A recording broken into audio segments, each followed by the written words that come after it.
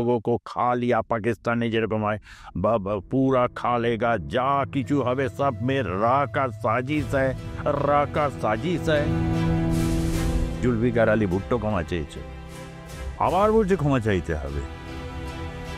নির্বাচিত সরকারের প্রধানমন্ত্রী ডক্টর ইউনূসই হবেন নাকি নির্বাচনে দাঁড়িয়ে? এই সমস্ত পার্টির কি ভবিষ্যৎ আছে? কেষ্ট ভবিষ্যৎ? এরাই তো বলছে ডক্টর ইউনূস আগামী প্রধানমন্ত্রী, ডক্টর ইউনূস জিন্দাবাদ, তিনি হবেন নির্বাচিত প্রধানমন্ত্রী। বার খাওয়ানো বলছে হাসনাত হচ্ছে মানে যাকে বলে গাম্বার। পরে কি হলো, নতুন দল ফল করবে বলে নাহিদটা হয়ে গেছে এর মধ্যে একেবারে একটু বোকাবাটাটাই।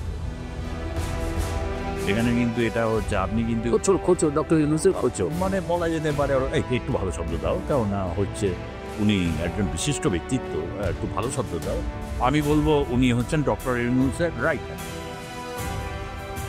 তুমি ধরো তোমার একটা প্রফেশন সুদ নেওয়া, তাই বলে সুদখোর শব্দটা তো খুব একটা ভালো না, আর ইসলামে তো সুদখোর শব্দটা ভয়ঙ্কর রকমের প্রতিক্রিয়া।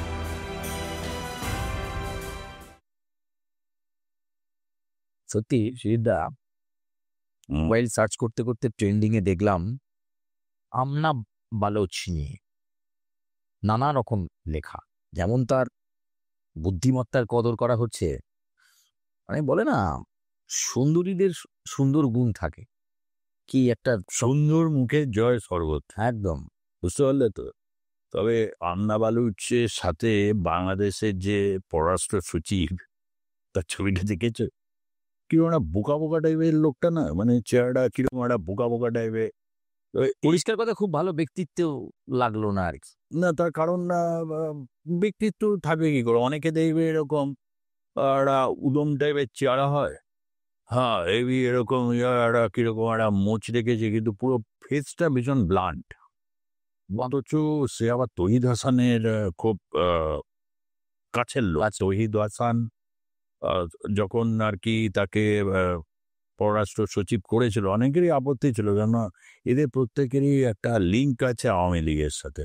আওয়ামী লীগ লিঙ্কটা কিরকম, এই যে পররাষ্ট্র ওদের সচিব তার নামটাও আমার ঠিক এই মুহূর্তে খেয়াল আসছে না। আসলে এত বোকা বোকা লুক না, তাদের সবার নাম মনে রাখার মানে দরকার নেই। পররাষ্ট্র সচিব ঠিক আছে, হ্যাঁ একটা ভালো পোস্ট তো পেয়েছে জীবনে, তাই বা কি। তবে সুচারু একটা জিনিস কিন্তু ঠিক, মানে আমরা বাংলাদেশ নিয়ে যত চর্চা করছি দেখছি, আচ্ছা কিরকম মনে হয় বলো তো। ধরো আমি কোনোদিন নির্বাচনে দাঁড়ালাম না, নির্বাচনে জিততে হলো না, আমাকে কোনো জীবনের টেস্ট দিতে হলো না, অথচ আমি একটা ভালো পোস্ট পেয়ে গেলাম। জীবনে এরকম কিন্তু অনেক দেখেছি, বুঝলে। আমরা তো সুজিতদা বাংলার রাজনীতিতেই দেখেছি, যদিও পরবর্তীকালে তাকে নির্বাচনে লড়তে হয়েছিল। প্রণব মুখোপাধ্যায় অনেক সময় অনেক পাওয়ার নিয়েছেন কংগ্রেস আমলে, প্রচুর পাওয়ারে থেকেছেন, পাওয়ার করিডোরই যেন প্রণব মুখোপাধ্যায়ের জন্য ছিল। তবে প্রণববাবুর যে প্রণববাবু কিন্তু পড়াশোনাটা ভালো করতেন আর কি, সমসাময়িক সাহিত্য বলো, রাজনৈতিক কোনো বিষয় বলো, হ্যাঁ তিনি কিন্তু ভালো পড়াশোনা করতেন, এবং বাংলাদেশের রাষ্ট্রপতির সাথেও তার একটা ভালো সম্পর্ক ছিল, এবং যেভাবে আর কি কাসা আবেদেরকে একের পর এক ফাঁসিতে লটকে দিয়েছেন, তার সাহসিকতা একটা ছিল। তিনি জানতেন যে দেশের বহু লোক, বিশেষ করে লেফট সেকুলার, চাপে যখন তাকে প্রথম মানে নির্বাচনে দাঁড়াতে হয়, তখন প্রণববাবু বলেছিলেন যে আমি তো জনগণের নির্বাচনে কখনো টেস্টেড হইনি, খুব টেন্সড লাগছে। যদি পরবর্তীকালে প্রণব মুখোপাধ্যায় যে জঙ্গিপুর থেকে জিততে, তার শৈশবকালে একটা গল্প, পল্টু নাম ছিল, মিরিটির ব্রাহ্মণপাড়ায়, বলেছিল বাবাকে যে টাকা গাছ কোথায় পাওয়া যায়, তো বাবা এমনি মজা করে একটা অন্য গাছ দেখিয়ে প্রণব মুখোপাধ্যায়কে বলেছিল ওই তো, ওই গাছে জল দিবি টাকা হবে।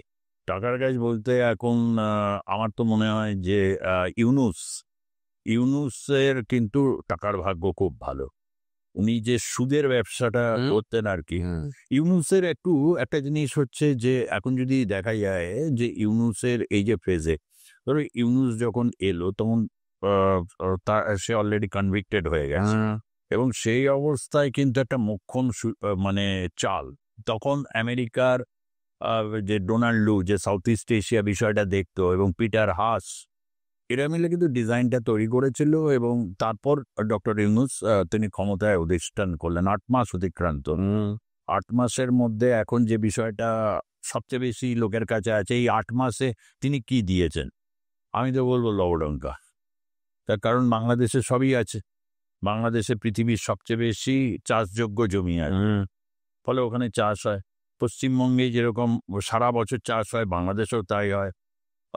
যে সামুদ্রিক বা বন্দর আছে, বাংলাদেশ এবং বড় জিনিস সেন্ট মার্টিন আছে। হ্যাঁ, সেন্ট মার্টিন আছে, পর্যটন কেন্দ্র। যদিও এখন সাধারণ বাংলাদেশে ঢোকা পাওয়া বন্ধ, এবং 4 দফায় কিন্তু আবার নতুন নির্দেশিকা এসেছে, সেখানে এখন কেউ যেতে পারবে না। এই যে প্রাকৃতিক এত সম্পদ রয়েছে, প্রচুর এক্সপোর্ট ইম্পোর্ট হতো, ইম্পোর্ট বেশি হতো। তার জন্যে সারা পৃথিবীতেই গিয়ে বলছে আমাগো দেখেন, আমাগো দেন কিছু, আমাগো এত প্রতিভা, আমাদের প্রতিভা এরকম বিচ্ছুরিত হয়ে যাচ্ছে, আমাগো দেখেন। এই করে করে করে করে কিন্তু নিয়েছে। এবং দেখো, শেখ হাসিনা যখন বুঝেছিলেন, কেন আমি ডক্টর ইউনূসের সাথে এখানে শেখ হাসিনার একটা তুলনা টানছি, যেই মুহূর্তে শেখ হাসিনা বুঝেছিলেন, যখন ওই টুইন টাওয়ার ধ্বংস হলো, ওয়ার এগেনস্ট টেররিজম ঘোষণা করা হলো, তখন শেখ হাসিনা কিন্তু ওয়ার এগেনস্ট টেররিজমে তিনি কিন্তু বললেন যে সারা পৃথিবীতে সন্ত্রাসবাদকে ধ্বংস করতে হবে। সোজা বাংলায় সন্ত্রাসবাদ ছিল ইসলামিক সন্ত্রাসবাদ বা মুসলিম জনগোষ্ঠীর উপর যে একটা আরোপ, বিভিন্ন জায়গায় যে সন্ত্রাসবাদকে মদত দেওয়া, এই ব্যাপারটা কিন্তু মানে এলো। এবং ডক্টর ইউনূসও কিন্তু ওরকমই একটা পদ্ধতি তিনি নিয়েছেন। তিনি কি করেছেন? ভারত বিদ্বেষ। যেই ভারত বিদ্বেষের কথা তুমি ওখানে বলবে না, যেই মুহূর্তে ভারত বিদ্বেষ, না ভারত হাম লোগো কো খা লিয়া, পাকিস্তানে যেরকম হয়, বা পুরা খা লেগা, যা কিছু হবে সব মে রা কা সাজিশ হ্যায়, রা কা সাজিশ হ্যায়, এই হচ্ছে তাদের ইয়ে। এবং সেখানে আন্না বালুচ যখন এসেছে, ওই যে লোকটি পররাষ্ট্র সচিব, সে বলছে যে পাকিস্তানকে ক্ষমা চাইতে হবে। পাকিস্তান কিন্তু আগে দুবার ক্ষমা চেয়েছে, রাষ্ট্রীয় স্তরে ক্ষমা চেয়েছে, জুলফিকার আলী ভুট্টো ক্ষমা চেয়েছে, আবার বলছে ক্ষমা চাইতে হবে। এইটা বাংলাদেশে কিন্তু যেটা হলো, পাকিস্তান কিন্তু আন্না বালুচের এমনি ভেবেছিল, পাকিস্তানের যারা ডিপ স্টেট, তারা বললো আন্না বালুচকে পাঠিয়ে দিয়ে, এমনি বালুচিস্তান তো খেপে রয়েছে, যে কোনো মুহূর্তে আলাদা হয়ে যাবে। এবং ভারত কিন্তু যতটা পদক্ষেপ তুমি কাশ্মীরে নিয়েছো, দ্বিগুণ শক্তিতে কিন্তু ওটা ফেরত যাবে। সোজা বাংলা, চাণক্য নীতি। একটা কথা আছে, মহারাষ্ট্রিয়ান ভাষায় কথাটা খুব বলা হয়, ঘাটা সে ঘাট ইয়ানি কাটা সে কাট, মানে জানো তো, টিট ফর ট্যাট। তুমি 48 সালে প্রথম যুদ্ধ করেছো, 65-তে যুদ্ধ করেছো, 71-এ যুদ্ধ করে তোমার অঙ্গহানি হয়েছে।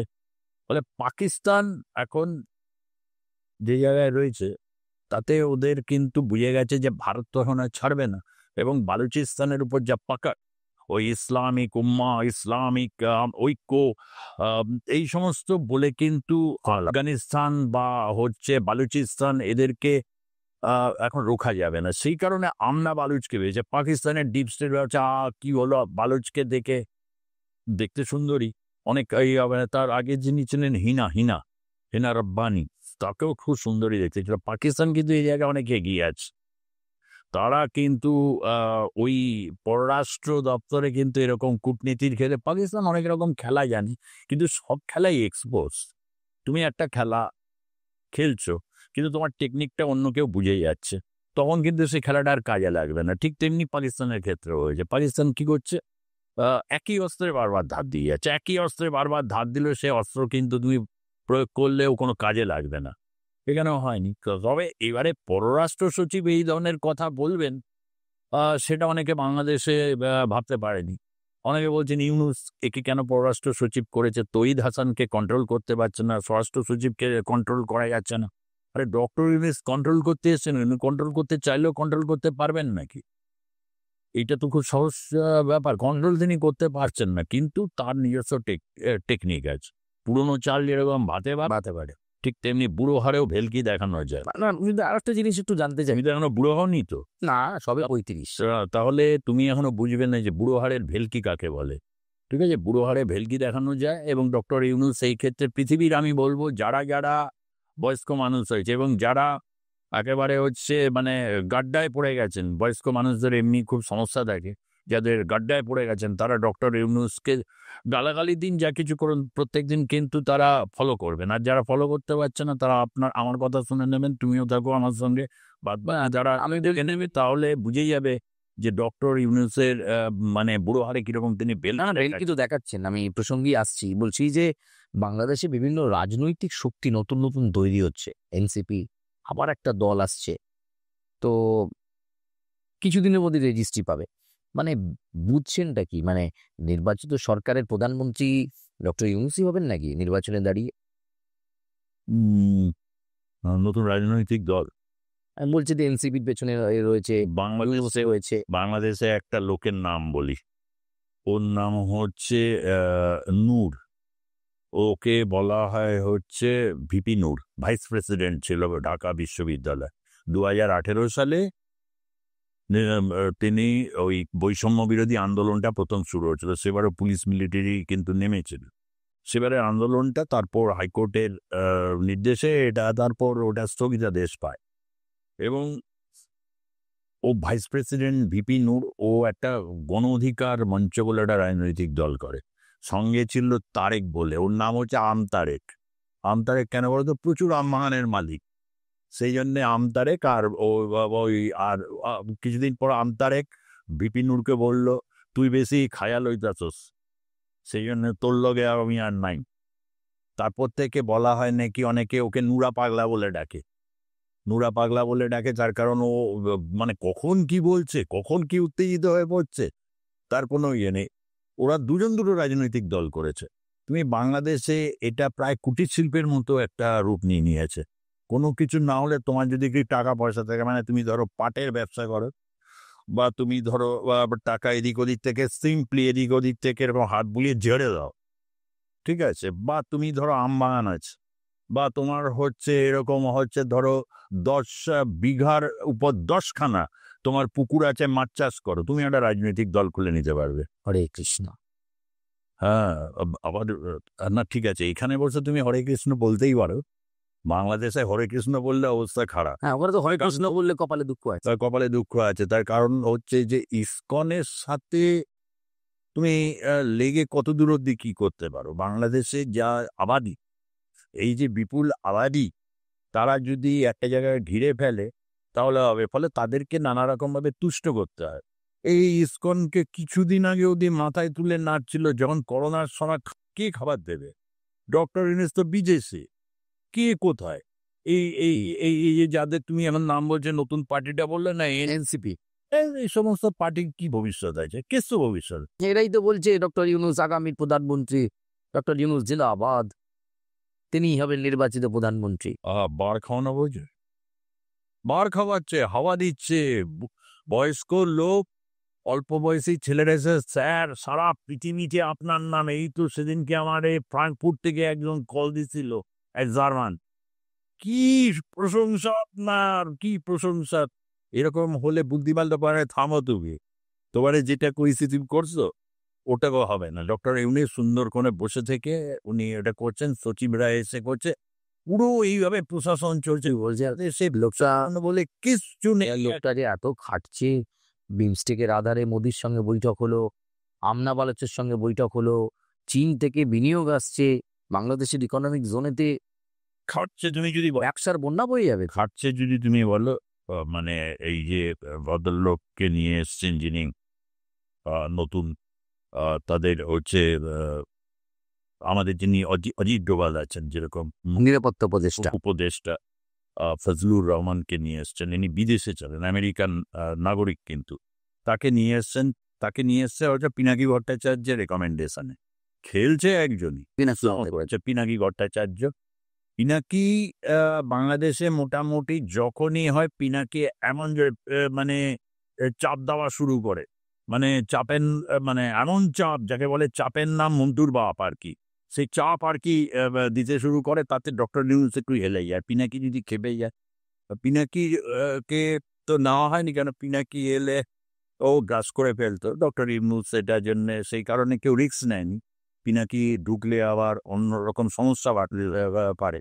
আর পিনাকি যে কার লোক এটা অনেক কিন্তু বুঝে উঠতে পারে না, পিনাকি কার লোক। তো পিনাকি ফজলুর রহমানের কথা বলেছে, উনি খাটে পড়েন এবং পণ্ডিত ব্যক্তি, তার উদ্যোগেই কিন্তু বিমস্টেকে এই মিটিংটা উনি অ্যারেঞ্জ করে দিয়েছিলেন, যে কারণে হচ্ছে শিডিউলের বাইরে গিয়ে এই কাজটা তিনি করেছেন। এবং এই যে পিনাকির এই একদিক থেকে ডক্টর ইউনূসের ভালো।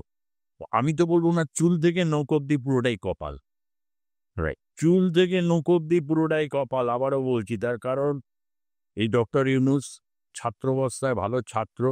৭১-এর মুক্তিযুদ্ধ হচ্ছে, উনি জানলা দিয়ে দেখলেন মুক্তিযোদ্ধারা করছে, কেউ হয়তো ডাকলো, "এই ইউনূস বাবু, ইউনূস একটু আসুন।"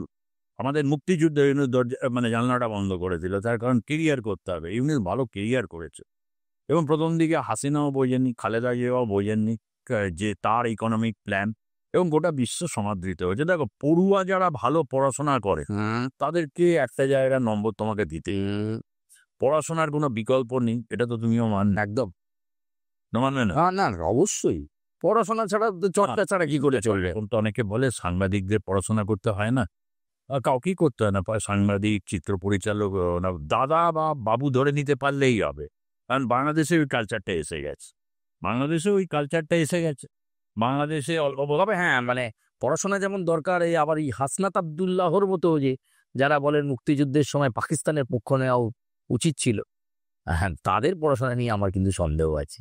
হাসনাত হচ্ছে মানে যাকে বলে গাম্বাট, পিওর গাম্বাট। এবং বাংলাদেশে আমি তোমাকে বলে দিচ্ছি, হয়তো শুধু গাম্বাট হলে বাংলাদেশের যা রাজনীতি, বাংলাদেশের যা সমাজ ব্যবস্থা রয়েছে, গাম্বাট এই হাসনাত কিন্তু তোমাকে আমি বলে দিলাম ও কিন্তু পপুলার। বরঞ্চ এই সার্জিস আলম আর কি মিনমিন করে কথা বলে, ও দ্বারা বড় পপুলার লিডার হবে না। মানে লোককে দেখাবার জন্য, গ্রামের লোক কিরকম দেখা না, দেখবে তুমি অনেকের মধ্যে থাকে যে দেখিয়ে দেবো, তো গ্রামের লোককে দেখিয়ে দেওয়ার জন্য ১৫০ গাড়ির কনভয় নিয়ে গেছে। লোকজন দূর থেকে ১৫০ গাড়ি দেখছে আর খিস্তি মারছে। তো ও যেখানেই যাবে ওর খুব একটা গতি নেই। আরেকজন আছে এই যে কি মাস্টার মাইন্ড, যিনি মাস্টার মাইন্ড হচ্ছে এই সুযোগে মাস্টার মাইন্ড হলো, আমাকে তো বিদেশে মাস্টার মাইন্ড বলে পরিচয় দিল। এবার আমার সাথে যার দেখা হচ্ছে, কই দাদা আপনারা তো কোনো উপদেষ্টা পদেই দেখি না। পরে কি হলো, নতুন দল ফল করবে বলে নাহিদটা হয়ে গেছে এর মধ্যে একেবারে একটু বোকাপাটা টাইপের।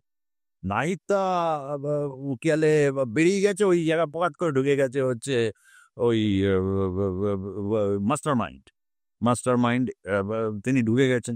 ফলে এখন রয়েছে আরেকজন হচ্ছে সজীব ভুইয়া, যিনি তিনিও এখনো পর্যন্ত রয়েছে, বেশি কথা বলে না, কম কথা বলে, ভালো কিলারি, পুরো এক একটা ডিপার্টমেন্ট নিয়ে নিয়েছে। ও আসলে যেটুকু নিয়েছে, ও হচ্ছে আসল খবর দেয় হচ্ছে ডক্টর ইউনূসকে। এখানে কিন্তু এটা হচ্ছে আপনি কিন্তু খোঁচো ডক্টর ইউনূসের খোঁচো। মানে বলা যেতে পারে একটু ভালো শব্দ দাও, কেননা হচ্ছে উনি একজন বিশিষ্ট ব্যক্তিত্ব, একটু ভালো শব্দ দাও। আমি বলবো উনি হচ্ছেন ডক্টর ইউনূসের রাইট হ্যান্ড। হ্যাঁ, ডক্টর ইউনূসকে গিয়ে বলে, আর উনি হচ্ছেন সমন্বয়কদের লেফট হ্যান্ড। বলছে ডক্টর ইউনূস কিন্তু এখন হচ্ছে ওনার প্রেশারটা একটু বেড়েছে, সুতরাং অত কিছু করে জোরে বলা যাবে না। এইভাবে বাংলাদেশের প্রশাসনটা চলছে। রাইট। বাংলাদেশে বহু লোকের কাছে ভালো পয়সা কড়িয়ে আছে, তারা মজা দিচ্ছে। এই বিশুদ্ধ মজা, বিনোদন মানে কেন বিনোদন নয় বলতো? এই হিন্দুরা কাঁদছে, কেউ মার খাচ্ছে, কাউকে কোচাচ্ছে, হ্যাঁ, এই রক্ত, এর মধ্যে তো ভায়োলেন্সের মধ্যে একটা বিনোদন থাকে। তারা বিনোদন নিচ্ছে। আর হচ্ছে বিদেশে যারা রয়েছে তারা একটা কিছু করছে, এমনি স্বদেশ থেকে বাইরে আছে, বাংলাদেশে বিদেশেও কিন্তু অবস্থা খারাপ। আজকে আর বিস্তারিতভাবে ওটা বলবো না, এটা বললে অনেকে খুব দুঃখ পাবেন। বাংলাদেশে যারা বিদেশে রয়েছেন অনেককে এরকম ঘাড় ধাক্কা দিয়ে বার করে দিচ্ছে। মানে নুইসেন্স ক্রিয়েটার, মেয়েদের দেখলে টিজ করে, মানে বিভিন্ন সাদা চামড়ার ইয়েদের দেখে, আর এই খোলামেলা পোশাক দেখলে নিজেদের মধ্যে কথা বলে, এমন ধরনের কথা বলে বুঝে যায়, নানা রকম কিন্তু বিধে অভিযোগ আছে।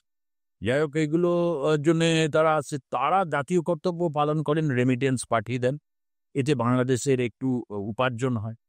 আর যাদের দুঃখে ফেটে যাচ্ছে, আওয়ামী লীগ, তাদের হচ্ছে, তবে মাঝে মধ্যে আমার কাছে যেটুকুনি বুঝতে পারি, মাঝরাত্রে হয়তো ডক্টর ইউনূসের হঠাৎ ঘুম ভেঙে যায়। ঘুম ভেঙে গিয়ে কি বলছেন? ইউনূসের অনিদ্রাজনিত সমস্যা আছে নাকি? না, অনিল বয়সকালে এমনি ঘুম কমে যায়, তারপর সারাদিনেরই কিসের জন্য? টাকার চাপ? হঠাৎ যদি আবার পাওয়ারের চাপ? ফিরে আসে, যেভাবে রোজ শোনো, তুমি ধরো তোমার একটা প্রফেশন সুদ নেওয়া, তাই বলে সুদখোর শব্দটা তো খুব একটা ভালো না। আর ইসলামে তো সুদখোর শব্দটা ভয়ঙ্কর রকমের প্রতিক্রিয়া, তথাপি তিনি রয়েছেন। এবার বুঝে দেখো কিরকম দম্ভ হচ্ছে দেশে। এই দম্ম করে দেশটা কোন দিকে যাচ্ছে সেটা তো মানে বলার কিছু নেই। এরা আমার মনে হয় ভারতবর্ষের যে ভাবে শাসন চলে আর কি, নির্বাচনটাকে ঠিকঠাক করে করতে হয়। যে কোনো ক্ষেত্রে তুমি যদি স্টাফ সিলেকশন করবে যখন, সেই নির্বাচনটা তোমার পারফেক্ট হতে হবে। তুমি সমন্বয়ক তৈরি করবে, সেই নির্বাচনটা পারফেক্ট হতে হবে। ধরো তুমি এটা করছো, তারও নির্বাচন না হলে তোমার অ্যাকশন আমার এমন রিয়াকশন তৈরি হয়ে যাবে না, অ্যাকশন রিয়াকশনে অবস্থা কিন্তু তোমার পথ সুগমও করতে পারে, পথ জটিলও করতে পারে। তো আজকে এই পর্যন্তই থাকি। একদম একদম অ্যাকশন রিয়াকশনে আপাতত আপনাদের কাছে এই আলোচনা আমরা ভাসিয়ে দিয়ে গেলাম। তবে অ্যাকশন রিয়াকশন আর এই নিউটনের সূত্রটাও আমাদের মনে রাখতে হবে। ফলে সবটা নিয়ে আবার একটা জমাটি আড্ডায় আপনাদের সঙ্গে খুব দ্রুত দেখা হচ্ছে। আজকের মতো এ পর্যন্ত।